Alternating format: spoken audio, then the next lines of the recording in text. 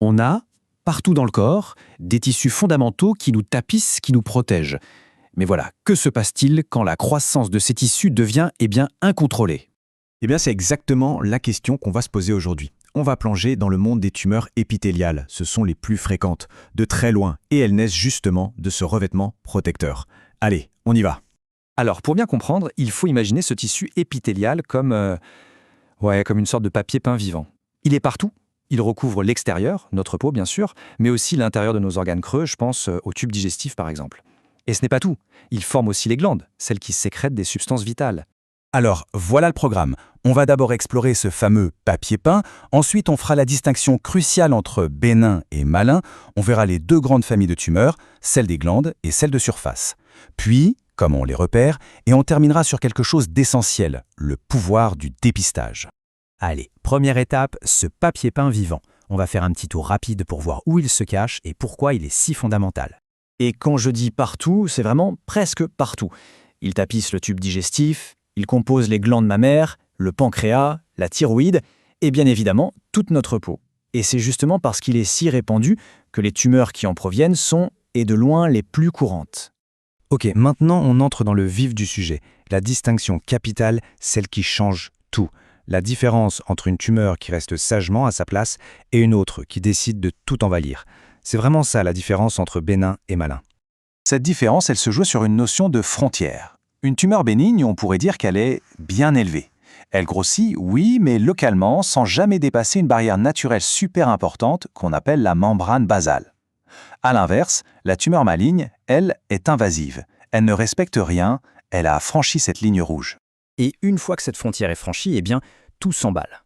D'abord, l'invasion est locale, dans les tissus juste à côté. Puis, ça peut s'étendre aux organes voisins. Et le stade ultime, c'est quand des cellules parviennent à s'échapper, à voyager dans le sang ou la lymphe pour aller former de nouvelles tumeurs ailleurs, les fameuses métastases. Et voilà comment un problème qui était local devient un problème généralisé. Bon, maintenant qu'on a posé les bases, voyons la première grande famille de tumeurs, celles qui naissent dans les tissus glandulaires. Souvent, tout commence par une tumeur bénigne qu'on appelle un adénome. C'est juste une multiplication de cellules glandulaires, mais qui reste bien sage, bien confinées. L'exemple que tout le monde connaît, c'est le polype dans le côlon. C'est exactement ça, un adénome. Mais attention, tous les adénomes ne sont pas logés à la même enseigne. Leur structure, ce qu'on voit au microscope, va nous dire s'il y a un risque que ça tourne mal. Par exemple, un adénome qu'on appelle vileux, qui a des sortes de prolongements en forme de doigt, c'est celui qui a le plus haut potentiel de devenir cancéreux. À l'opposé, un adénome tubuleux est bien moins inquiétant. Donc on voit bien que tout est une question de progression. L'adénome, c'est le stade d'avant, la lésion précancéreuse. Le jour où il traverse cette fameuse membrane basale et commence à envahir les tissus plus profonds, eh bien là, il change de nom et de nature.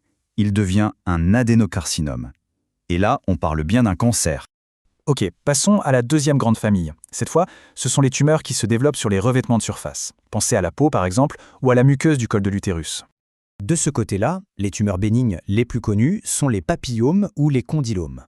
Et bien souvent, derrière elles, on retrouve un virus très très commun, le papillomavirus humain, le fameux HPV. Et là aussi, il y a un stade intermédiaire super important à connaître, le carcinome in situ. Littéralement, ça veut dire cancer sur place. Les cellules sont déjà devenues malignes, mais elles n'ont pas encore franchi la frontière, la membrane basale. C'est un cancer qui n'est pas encore invasif. Et la bonne nouvelle, c'est qu'à ce stade, si on le traite, le pronostic est excellent. Si on prend l'exemple des cancers de la peau, on en distingue surtout deux. D'un côté, le carcinome épidermoïde, qui, rarement, peut donner des métastases. Et de l'autre, le carcinome basocellulaire. Et lui, c'est une vraie énigme biologique. Il est capable d'être très destructeur localement, de tout ronger sur son passage, mais, et c'est fou, il ne donne jamais de métastases. On ne sait pas encore tout à fait pourquoi. Et bien sûr, cette catégorie des tumeurs de surface est immense. Elle comprend des cancers très connus, celui du col de l'utérus, de l'œsophage, le cancer du poumon dit épidermoïde, et on remarque que beaucoup sont liés à des facteurs de risque bien identifiés, comme le tabac par exemple. Bon, on a vu les types de tumeurs. Mais concrètement, comment est-ce qu'on les diagnostique? Quels sont les outils des médecins pour y voir clair? En général, le diagnostic se fait par étapes. Ça peut commencer par un simple examen clinique à l'œil nu. Ensuite, on peut utiliser l'imagerie pour voir à l'intérieur. Il y a aussi la cytologie, où on analyse juste quelques cellules, comme pour un frottis. Mais le juge de paix, la preuve absolue, ça reste la biopsie. Là, on prélève un petit morceau du tissu suspect pour l'analyser au microscope. C'est la seule façon d'être sûr à 100%. Une fois que le diagnostic de cancer est posé, la question suivante c'est jusqu'où s'est-il étendu? Et pour ça, il y a un langage universel que tous les médecins du monde utilisent, le système PTNM. C'est simple, T pour la taille de la tumeur, N pour l'attente des ganglions ou nodes en anglais, et M pour les métastases. Classer le cancer comme ça, c'est absolument crucial pour choisir le bon traitement et évaluer le pronostic. Et on arrive au dernier point, et c'est sans doute le plus important de tous, le message clé à retenir, l'incroyable pouvoir de la détection précoce. Il faut bien comprendre une chose, un cancer, ça ne sort pas de nulle part, ça n'apparaît pas en une nuit. Presque toujours, il est précédé par des lésions précancéreuses qu'on peut détecter. On a parlé des adénomes, des carcinomes in situ, c'est de ça qu'il s'agit. Et cette période, c'est une véritable fenêtre d'opportunité. C'est ce qui rend le dépistage si incroyablement efficace. Quand on fait un frottis ou une coloscopie, l'objectif premier n'est même pas de trouver un cancer, c'est de trouver ces fameuses lésions précancéreuses, pour pouvoir les enlever bien avant qu'elles n'aient la moindre chance de devenir invasives. Ce qui nous amène à la question de fin. Une question qui pousse à réfléchir.